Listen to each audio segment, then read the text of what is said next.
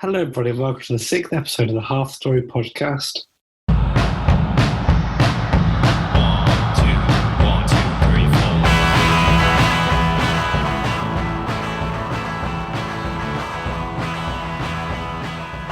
We are back. We are. The season's finished. The Euros have started, and you are 21 years old. I mean, I'm going to ask the cringe question that everyone asks. Do you feel any older? Do you feel any different? You know what? I do feel older, but I feel like that's just because I've had to make several hospital appointments this week. I can't see because of my hay fever. I feel like that's just a premonition for the future when I eventually go blind at some stage in my life, because I'm literally as blind as a bat. So yeah, I do feel like I'm just falling apart. That was not the cheery answer I was hoping for, but what? I mean, now I feel as young as a spring chicken. Keep it good, keep it real on this podcast.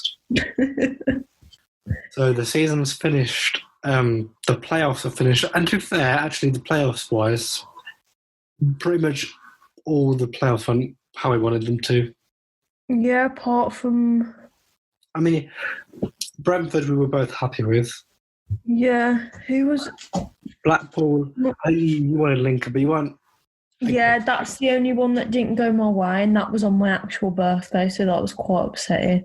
But then my Shrimpy boys went up, didn't they? So... With Morecambe, and hopefully, to really go down a tier, Hartlepool. I want Hartlepool to go up this weekend. Yeah, if they beat Torquay. Yeah, big Jeff Stelling's boys. Yeah, Torquay were at the top of the table for like a majority of the season, were they not? I think so, yeah, because everyone was like, I think the Torquay fans were like, we're definitely going up. Like, yeah, I just feel like they had their chance in it, so I'd just rather Hartlepool go up. And obviously, we can't really go without saying the Euros have started. I mean, have you watched much of it? I've watched... Hello, so my dog's joined the podcast. I've watched all of it, and I have to say the best match was definitely so far was the Ukraine, the Holland-Ukraine. Yeah, that was mad. A very good match. I mean, yeah, I've watched far too much, but also I enjoyed it, so I'm not really mad about it.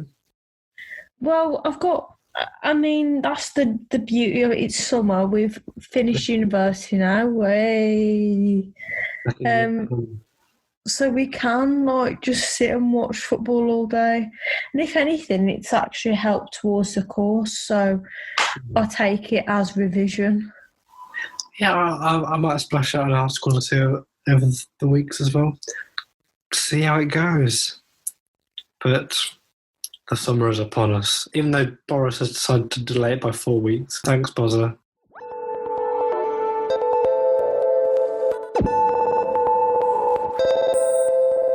So we thought, before we really kick on with the Euro chat, we would just reflect on the end of the season. The Premier League has finished now, and we thought we would go down our Premier League team of the season.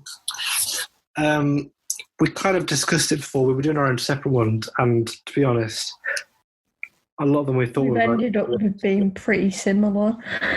So we kind of decided to merge them, and then there was a couple of positions which we had opposite views on. Mm-hmm. So we both agreed that our manager of the season had to be David Moyes, right? Yes. 100%. I don't know how... I understand Man City won the league, right?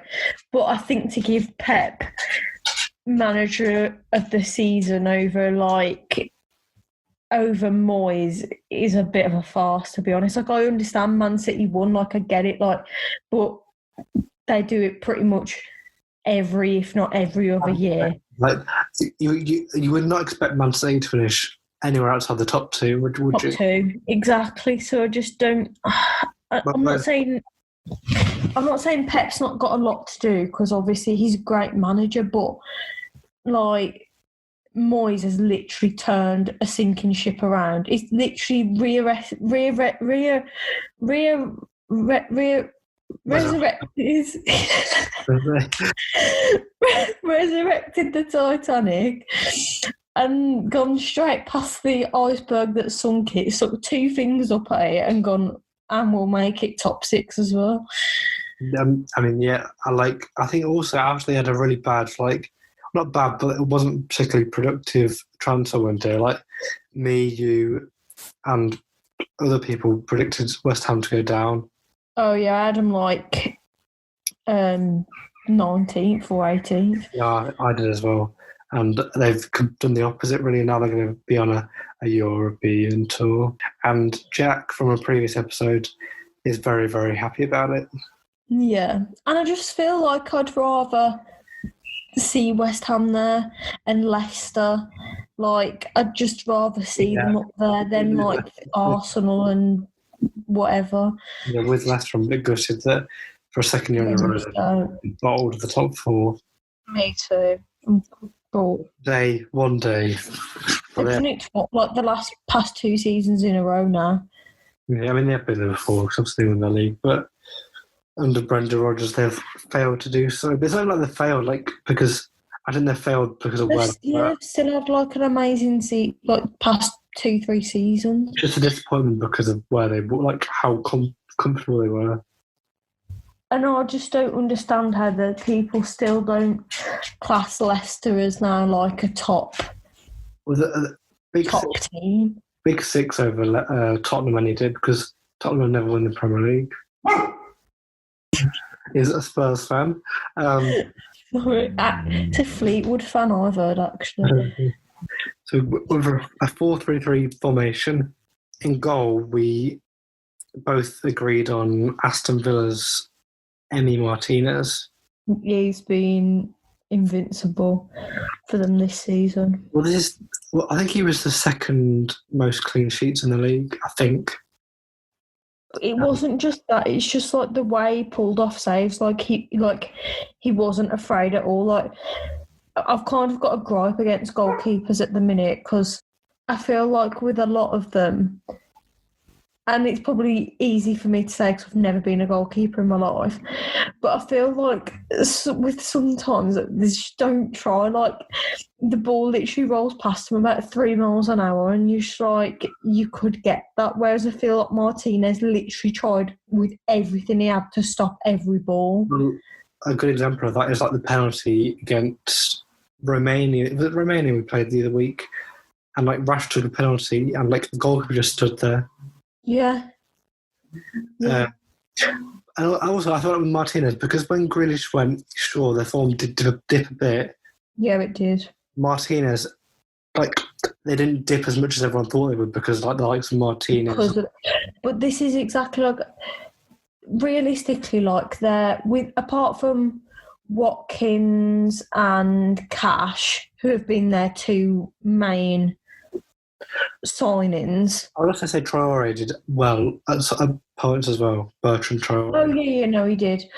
But what I'm saying is, basically, last season, the reason they were so far down the league as they were is because their defence was a shambles, and their goalkeeper, obviously Heaton got injured, and their whole goalkeeping scenario was just a mess. And I feel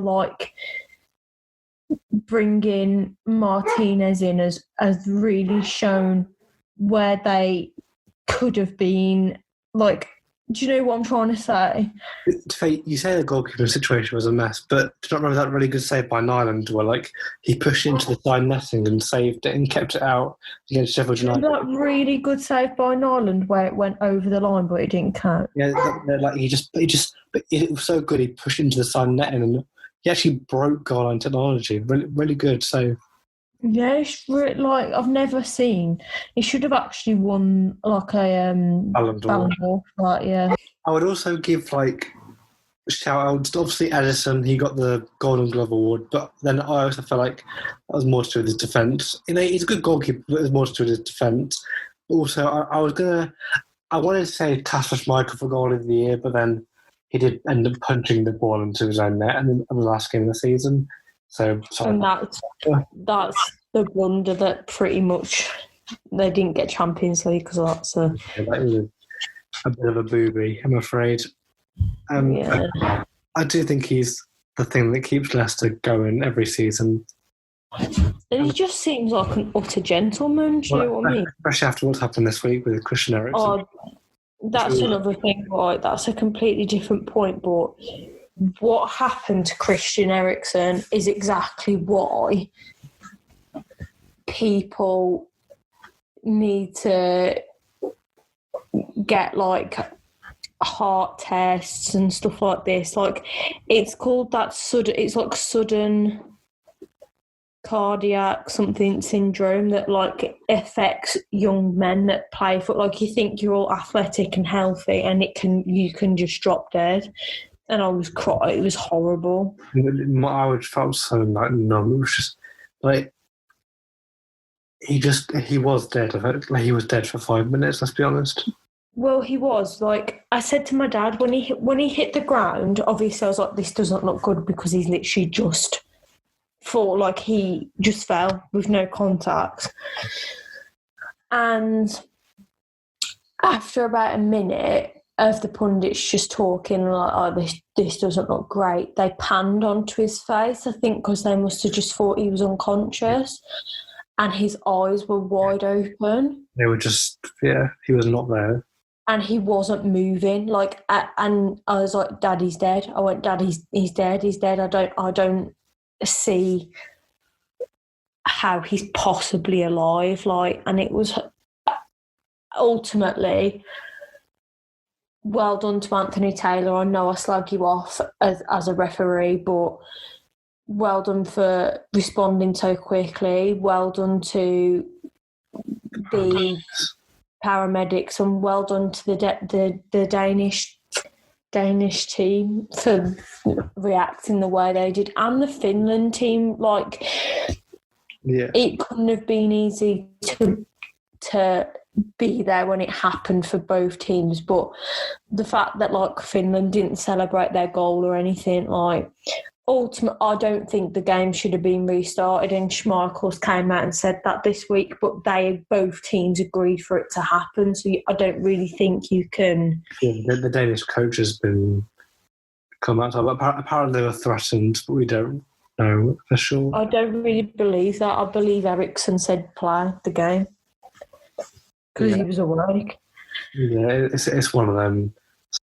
But also, you could argue, like, there's been a lot of progression since the Fabrice Muamba, because Muamba only got saved because there was a cardiologist in the crowd, whereas this one, all the stuff was in place to save him, like the defibrillators and stuff. Yeah. And now what we need to have, like, more defibrillators in like lower leagues, and because this could happen anywhere. Well, as a point to that, I know some of you follow me on Twitter. If you do, I have actually retweeted a like petition page for defibrillators to be set up in all non-league grounds. So if you do believe in that, which I'm sure all of you do, please give it a sign, because it's a difference between someone's life and death, and it just takes 2 seconds. So just a bit of a plug for that. At Liz Journo? No, at GWiz it's Liz, that one. At GWiz it's Liz. Or if you don't follow me, Jesse Lingard tweeted it, and that will have a lot more traction than mine, obviously. So just go on to Jesse Lingard's page. I reckon they're quite close. Yeah, his has got like, some 1,000. Mine's got like 2. That's it, just 2. But it's okay. It's okay. All it takes is just one signature, and it can be the difference between life and death. And even if I get 2 people to sign it, that's still 2 more signatures. So I also think it's important that people need to learn like CPR, and like the image where it's going around, like how to do the compressions on different types of people, on adults, children. And it's important because you never know when you could be possibly be in this situation. And as it could be anyone in front of you, like a fit person or whatever. So yeah, I think it's brought a lot of issues alight. Also, on a bit of a controversial, well, not controversial, but I just think on a bit more of a negative, well, it is very negative, but I do think the BBC should be a bit ashamed of themselves. But in terms of the TV, I'm not saying it was definitely their footage, but I just think it was a bit... Yeah, the only thing I'll say on that is it was UEFA's coverage. So every country had the same coverage, and then you're obviously our British pundit to put over the top. So as soon as they could cut away, they did.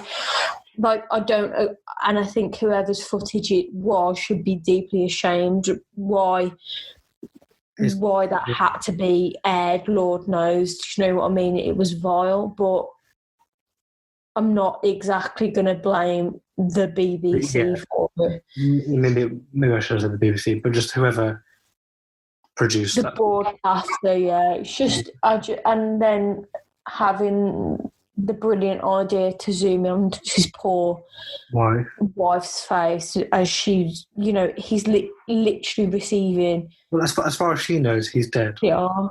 Well, the thing that got me is that obviously we didn't know what was happening, but the pundits used the word he's trying to revive him, trying to resurrect him, like he had died, and he probably had, realistically. Well, he figure out and stuff like this, so.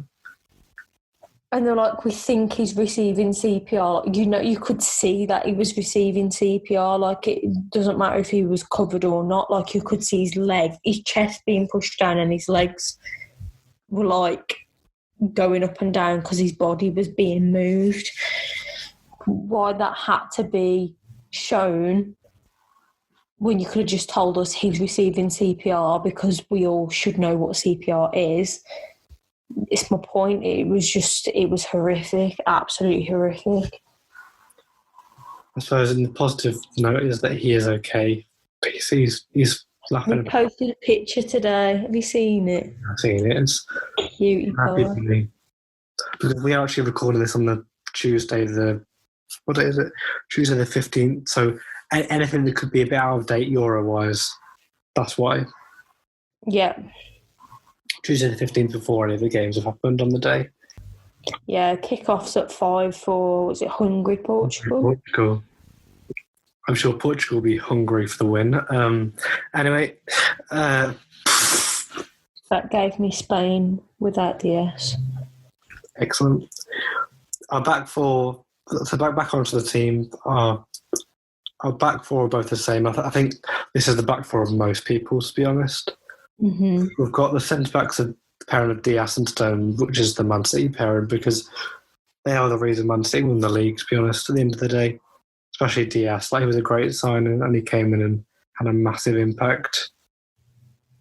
And to be fair, Stones' career has, he looked like he was out of the favour of Pep Guardiola's favour, and now he's really pushed himself back into the forefront of the team, and now he's England's chosen centre-back. Yeah. And then for our full-backs, we've got Shaw at left-back. We both agree on that. Because, again, similar to Stones, actually. Similar to Stones, Shaw has had a bit of a turnaround in his career, and he's really, he's been probably by his best player along with Fernandes. We said this in previous podcasts, how I just think he's just played completely differently this season. And I said, I'm not a United fan, but I didn't realise, the injury that he had, because I saw a picture of his leg and it was... a double break, wasn't it?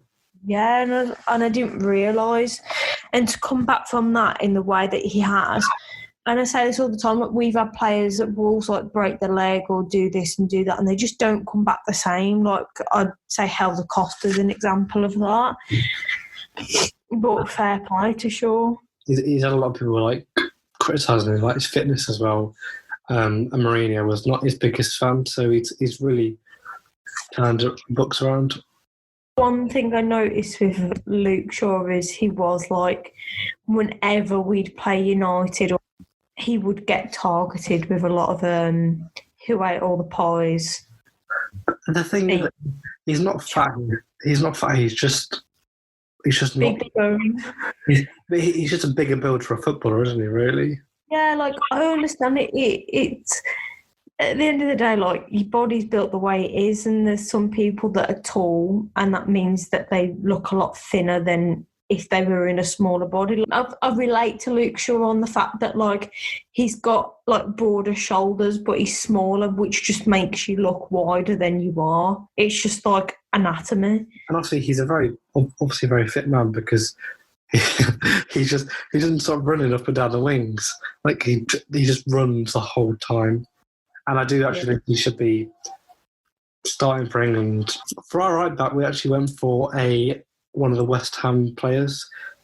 The West Ham player Vladimir Soufal, who transferred this season.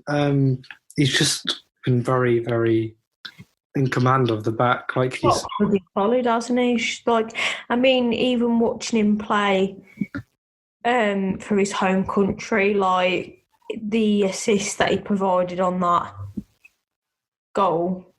Yeah. Yeah, the assist. Because he played for whoever played yesterday. Or was it Czech? Czech Republic. The Czech. Yeah, with Suchek. No, I checked that game out. Right. That was such a shit joke. You should be ashamed of yourself. I have nothing. Yeah, he's very confident on the ball. He's a sort of player that if I had on my team, I wouldn't ever think, oh, he's got a mistake in him, or I'd worry about him. Yeah. Whereas other people are less defensively in control. And probably in previous seasons, West Ham have had players like that. That are just leaky. Well, that was kind of the problem last season. They were just...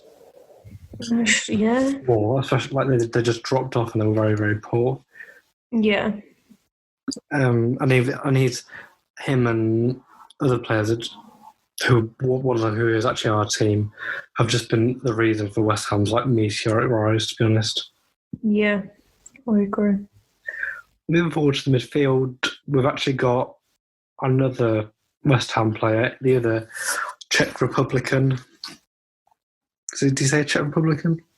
Is it Czech Republic? Or was it just Czech? I don't know. His fellow countryman, Thomas Souček, who had a very good, because he was a loanee for the previous season. He finished the season very well, but since he's been made permanent, has continued that on a goal scoring front and just a general. He's just all over the pitch. He's literally here, there, and everywhere. And I feel like he does everything. And he's done me very well in fantasy football. So hats off. Definitely.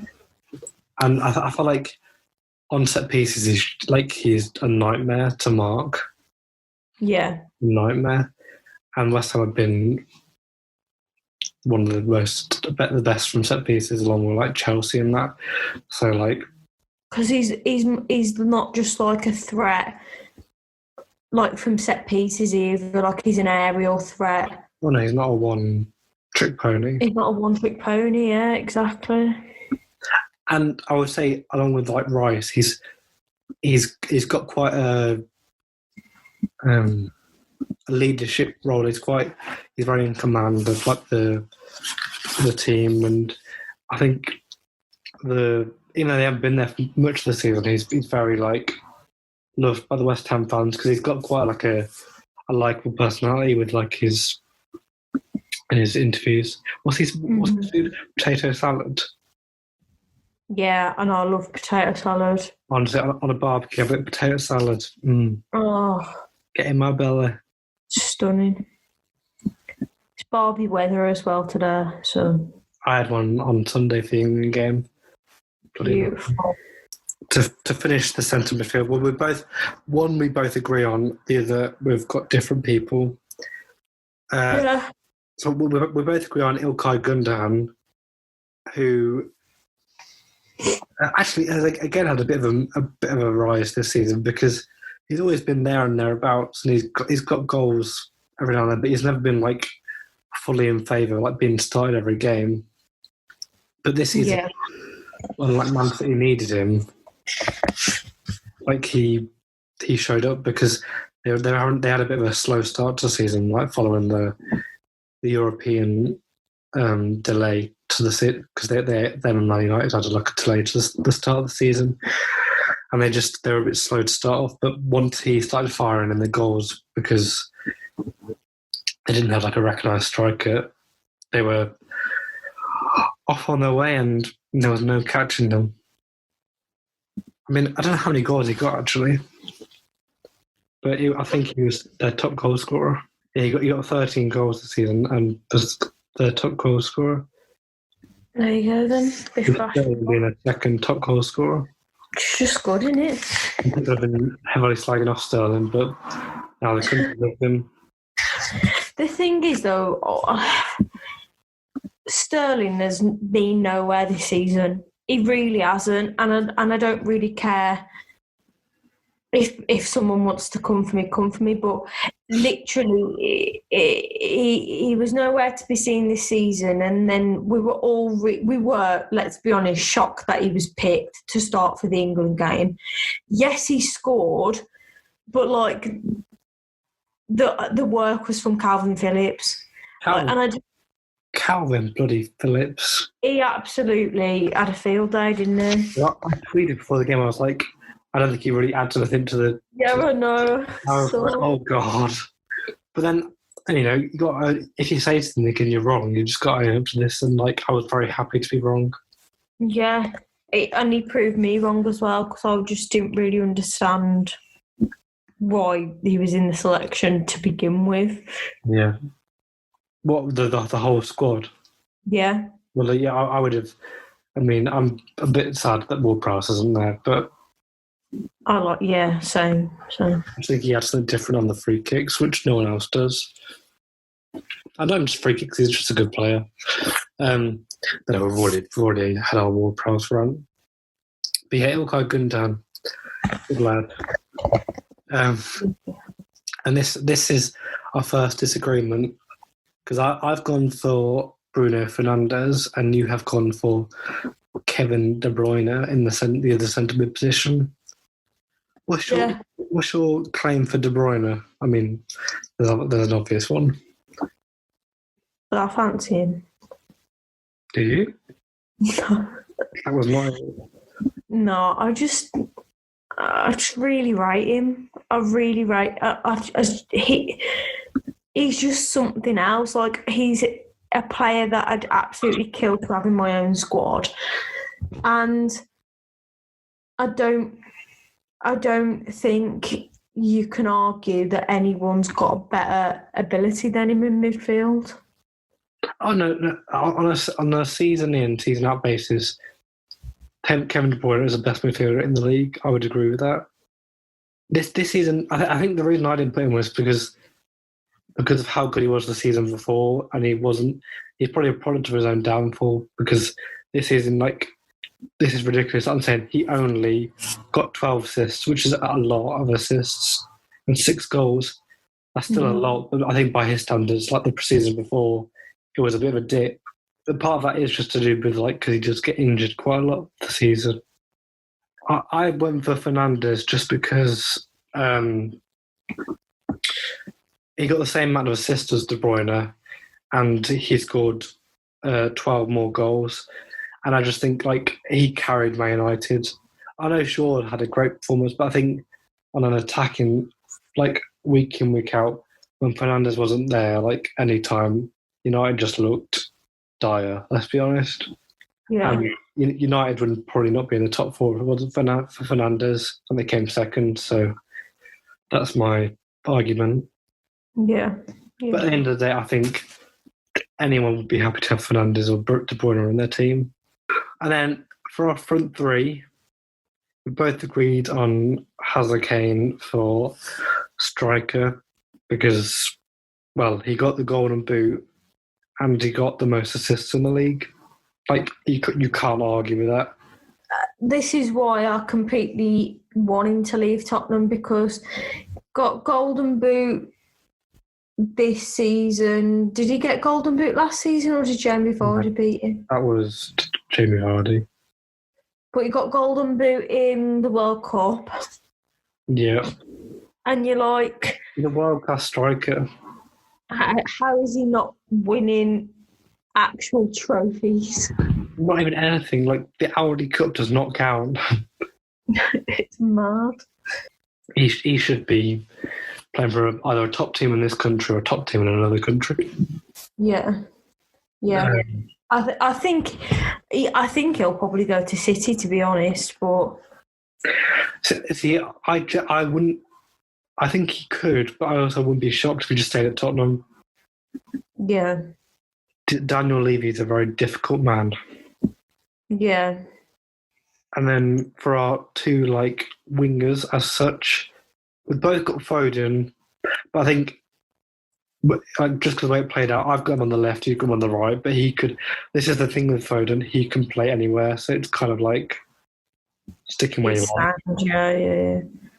And I think because of his his versatility, that's why we both got him in our team. And sure, he might not start every game, but I just think he's been immense this season, and his impact.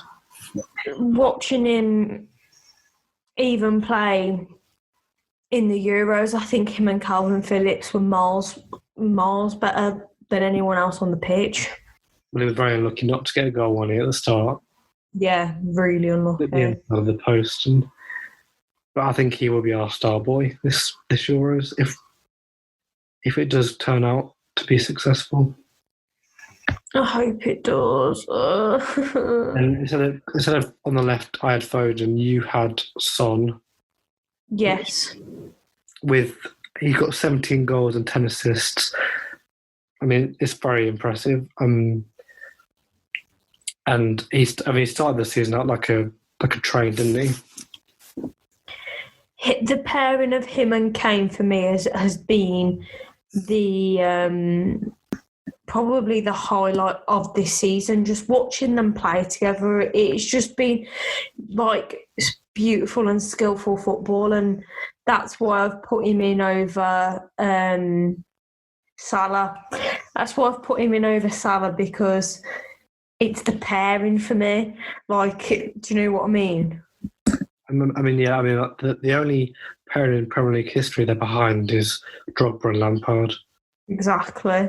And depending on where Kane does, if Kane stays this season, they'll surpass them.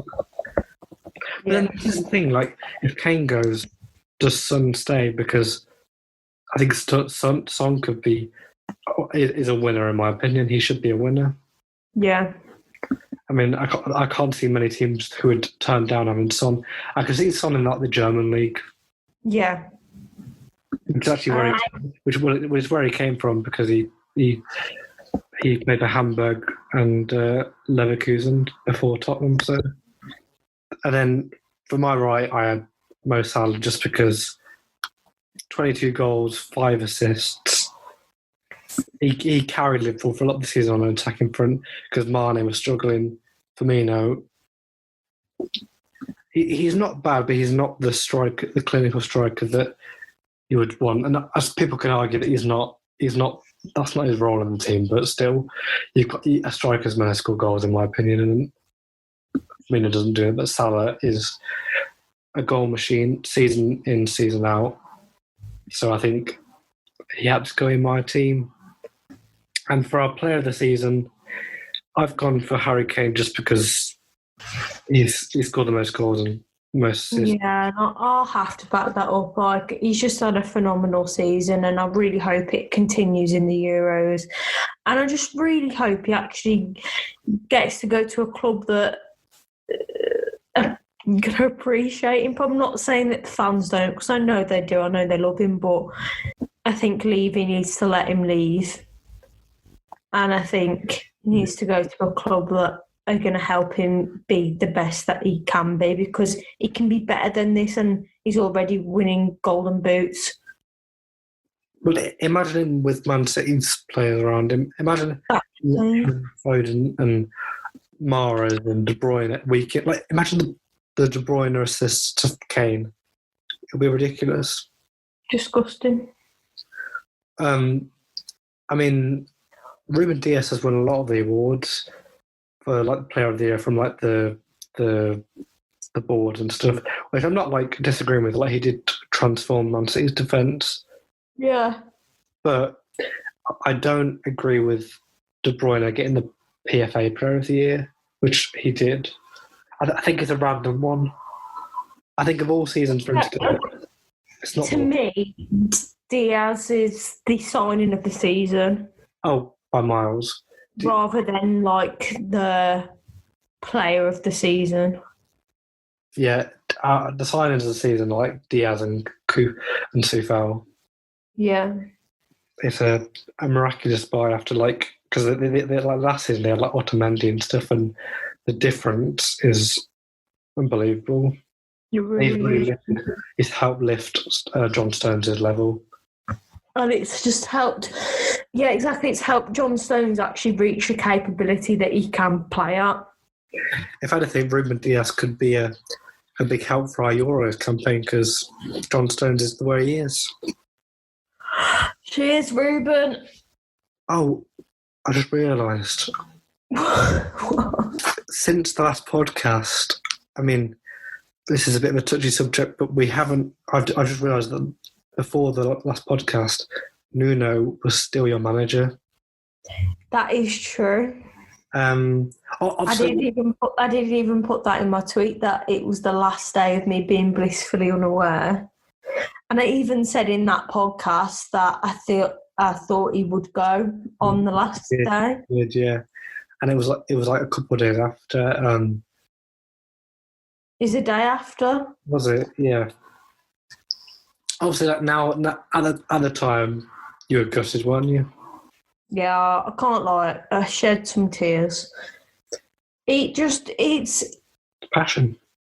Yeah, and ultimately, like, no matter what you think of his football within the last, 12 months, that man bought us everything, and he let me dream, which is something for a Wolves fan. When I've seen us in the places that we've been, was something that I could only dream for. Literally, like I could only dream to be with a manager that could let me dream of having European glory and FA Cup glory. And he did do those things, and he brought us to an absolute peak. And I'll never forget that, and always be thankful. And I think he's going to Everton, which is, in my opinion, where he deserves to be over Crystal Palace. So good luck to him, but not too much luck because I don't want him to finish above us. So, yeah, we're Bruno had a dream now rather than Nuno had a dream. So, What about Bruno? Pardon? What do you think about the new Bruno coming in?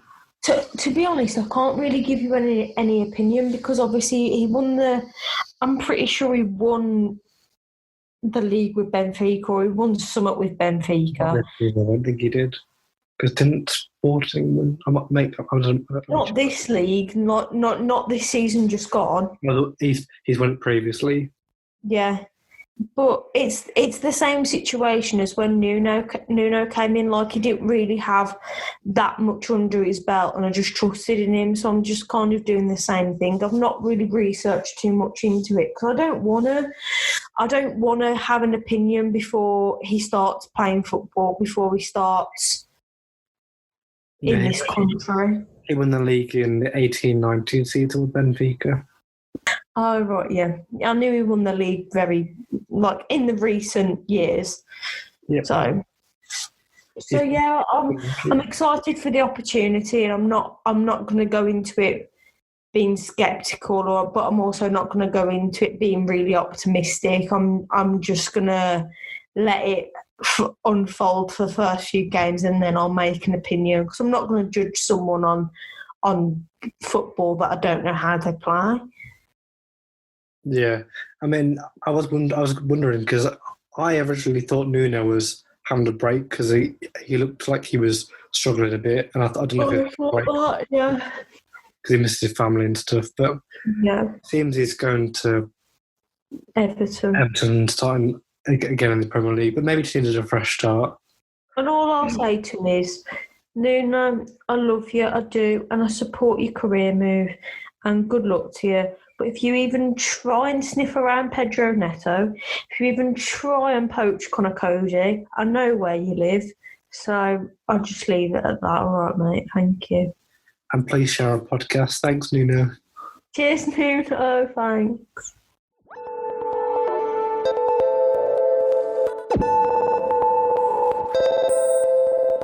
So obviously we've both said we've been glued to the Euros, let's be honest, like obsessed.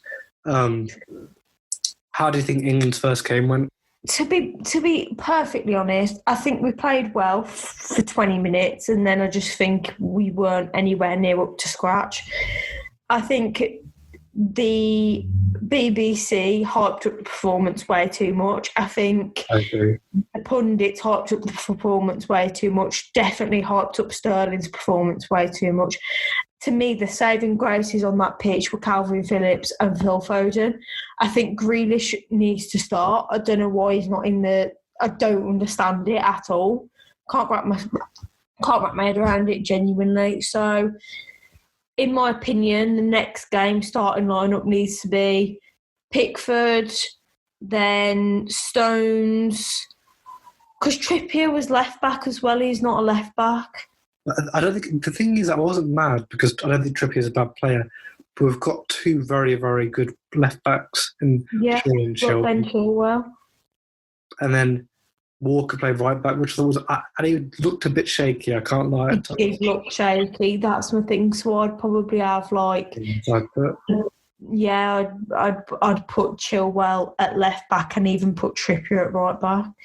Well, I would probably go Shaw, but I think that's just because I'm a Shaw fanboy. And then hopefully, won't let you down. Hopefully Maguire comes back to replace Mings. Personally, I think he's not, because Henderson has been ruled out today. He's gone. Ramsdale's in. Yeah, exactly. But realistically, none of them were going to get a shot, were they? I think Johnson's better than both of them. I completely agree with that, but if he can let him go because he's injured, in my opinion, let Maguire go. Like, he's not going to play. I think Maguire will play, but I don't think the person I think that shouldn't be there is Jordan Henderson. Yes, because he's also injured. I think the difference is Maguire. There's a possibility Maguire will play the Czech Republic game. To be honest, I'm not a Mings fan. I'm not a Lord of the Mings kind of person. I'm just... He did play. He had a good game on Sunday. But this is what I'm saying. He actually played well. And I think my biggest issue with him, he just makes stupid mistakes. He's very erratic. He just pushes people over.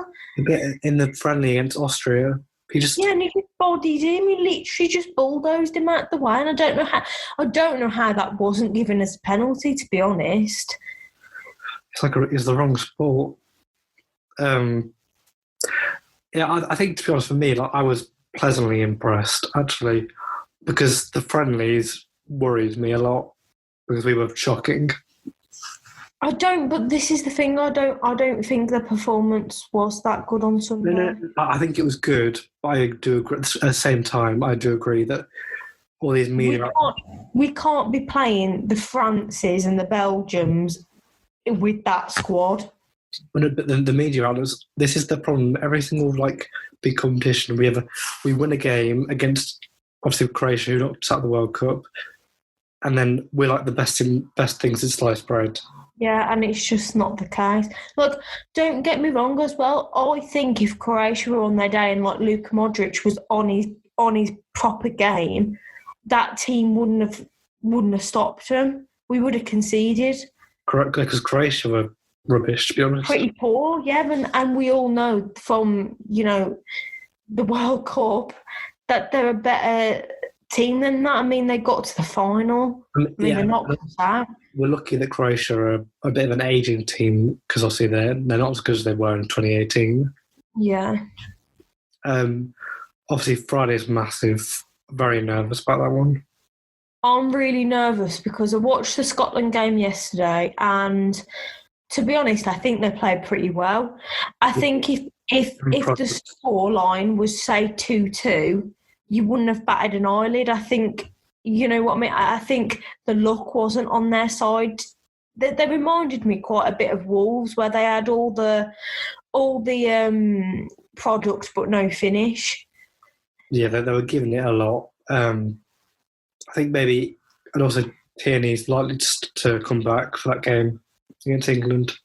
And I'm worried that because the luck wasn't on their side yesterday, that it will be on their side on Friday. And because they need to get something from the game on Friday, they're going to be, and obviously it's England, they're going to be going all guns blazing. And it's at Wembley, so there's more capacity and... Well, there'll be Scottish fans there, won't there? So exactly, and I mean, I saw so many Scottish fans crying. I don't know if you did. I saw one crying during the national anthem. I saw one crying when they conceded the header just before half-time, and then I saw another one crying at the end. But, the other thing is that all the pundits... Did you watch the game yesterday? Yeah, the pundits were so biased. And it made me all Scottish. It made me annoyed because that goal was outstanding from, what's his name?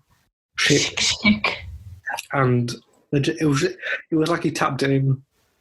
Well, that's someone tweeted and put you can hear his heart breaking because he just went, and it's Czech Republic on the break as it went in, and that was just and they've scored. He got the ball and he kicked it in. Yeah, and you're thinking that was a worldie, and he meant that with every fibre of his being. That was the curve on that ball. It was ridiculous. He was 49.7 yards out, and this is the other thing. Ultimately, we know the Welsh and Scottish, they hate the English. They do. They want us to. They want us to lose. From Europe, we know everyone hates the English. Well, but on the other foot, my dad, and I know we've got Scottish friends. Hi, Scottish John, if you're listening. But we want the Scottish and the Welsh to do well, whereas they want us to lose. So yeah, so I can't lie. I agree with the Welsh front. I can't lie, I was a bit secretly lol when they lost. But how far do you think England will go? This is the thing I don't want to say. I really don't want to say. I did the Euro predict thing everyone's been doing. Yeah. And I'm afraid I said last 16 because I think we're going to get knocked out because obviously if we win the group, we've got to face the runner-up of the group of death, and I think we're going to lose to Portugal in that game. God. Unless Hungary shock us all. You never know. Well, you say that, but in the last Euros, this is a bit of a nerdy fact for myself, but Portugal drew all three of they drew all their three group games, and Hungary won that group. Yeah. So you never know. We never ever know. I think we do know. The fact that France and Germany are both in that group as well. They're playing tonight. I'm looking forward to that game, actually. That's going to be a mad game. The fixtures tonight, I'm excited for. I think France will win. I just think it'll be obviously you'll see a lot of your Wolves boys tonight. I know, Portugal. A lot of me, Portugal FC, aren't we? But your Laganators. Who are your winners for the competition? Do you know what? I think I have a bit of I have a feeling that the Dutch could do it. I feel like I thought you were going to say that. See, the thing with the Dutch is, because the game was really good, they're good, they're all right, they're decent on an attacking front. I just think they look very leaky at the back, as we saw the other day. Well, because obviously this is at the minute because we haven't seen France, Germany, etc. play, but they were the team that just looked the sharpest up for it. Watching Spain yesterday. Oh my God. They kind of it didn't I'm not just saying this because it is a Wolves boy, but the fact they didn't even bring Traore on, like, not even with 20 minutes to spare, it really shocks me. Like, and this is what, like, Cesc Fabregas was saying, like, this is why everyone in Spain's worried, because they've gone with this, like, team that they've not really got any, like, wingers that are... They've not got anything, like, in the wing section that's, like, proven. And also, it's a hard one to predict because, like, no one at the time, after the first game in the last Euros, would have predicted, or like after the groups, would have predicted Portugal to win, would they? No one would have. No, exactly. They wouldn't win. Cool. All I'll say is, I don't know who will win, but I wouldn't be mad if it was the Dutch. They're like your second team. But however, I feel like everyone's second team is Denmark now. Well, my second team's Italy because of, like, family. Third team Denmark? But saying that, Italy played so well on the opening game, so I think they could be real contenders, actually. But my choice is for... I think Portugal will retain the Euros. No. I think their team is stronger this time than it was before. It's because they've got the whole bloody Wolves squad, that's why. Well, the whole Wolves squad, they've got Bernardo Silva, they've got Fernandes, they've got... Fernandes, yeah. They are strong. This is the thing, like, if Italy or literally any of, like, the Scandinavian countries, because I've got a soft spot for all of them. Don't ask me why, but I just love them all. Like Finland. If any of them win, then that's fine. If we win, I'd literally don't know what I'd do with myself, because I wasn't even born in 96, and I was watching the highlights and I started crying when we lost to Germany on the penalties. It's coming home, like, it gets to be goosebumpy. I've been like, I can't explain it, but I've not been excited. I don't know whether that's because it's been delayed a year, but as soon I put my England shirt on Sunday, and as soon as I put it on, I had Vindaloo playing, I had Coming Home playing, I had Just Can't Get Enough by Depeche Mode playing, and I was just ready. Euro fever. I did have Euro fever, yeah. You're like your dark horses for the tournament. The Ukraine. That's not a bad shout, because I think actually originally I'd say Ukraine would shock and, like, win their group, which I think that would be a bit difficult now they've lost. But they've got a decent. Still played well though. Oh yeah, and the goalkeeper made a silly mistake at the end, and that's what cost them. Yeah. My dark horses, which kind of looks a bit silly now because they got battered the other day, but... It was Macedonia. No. I do like Macedonia, though. It's Turkey. But you never know. Yeah. They could turn it around. They could. But I think a lot of people's dark horses were Turkey, but Italy just humbled them a bit. They were. The thing is with Italy, and this is exactly why I'd be petrified to face Italy, is they just press and press and press and press till you crack. Like, and that's why they score, like, deflected goals and stuff like that, because the defence get erratic by the time. And I'm pretty sure they're unbeaten in, like, almost 30 games. But then they're saying that they didn't even qualify for the World Cup, did they? This is what I mean. But also they've had that many years to prepare. They're on the rebuild. Like, yeah, the rebuild. So I do think Italy have a good shout, to be honest. And my final question: who is your Golden Boot winner? Lukaku. That's my one as well. I think Belgium. I actually think Belgium could be a shout as well. We haven't really mentioned them. No, it's so stupid because basically I just forget teams exist until they, like, because we've watched pretty much everyone now. We get into the last group. Yeah, 4 teams left. Yeah, so I've kind of, like, because I know we've just got the big guns that have got to play now. The Belgium's game was kind of overshadowed by everything that happened. By Denmark, yeah, by obviously the Ericsson thing, which is horrific. But I only watched the last 20 minutes because the Finland game ran into it by half an hour. And Lukaku's already got 2 goals, so yeah, I think he'll just score pretty much every game. So we both agree on that one. Yeah, and that, I believe, concludes episode 6 of the Half the Story podcast. It's exciting for football fans. Go on.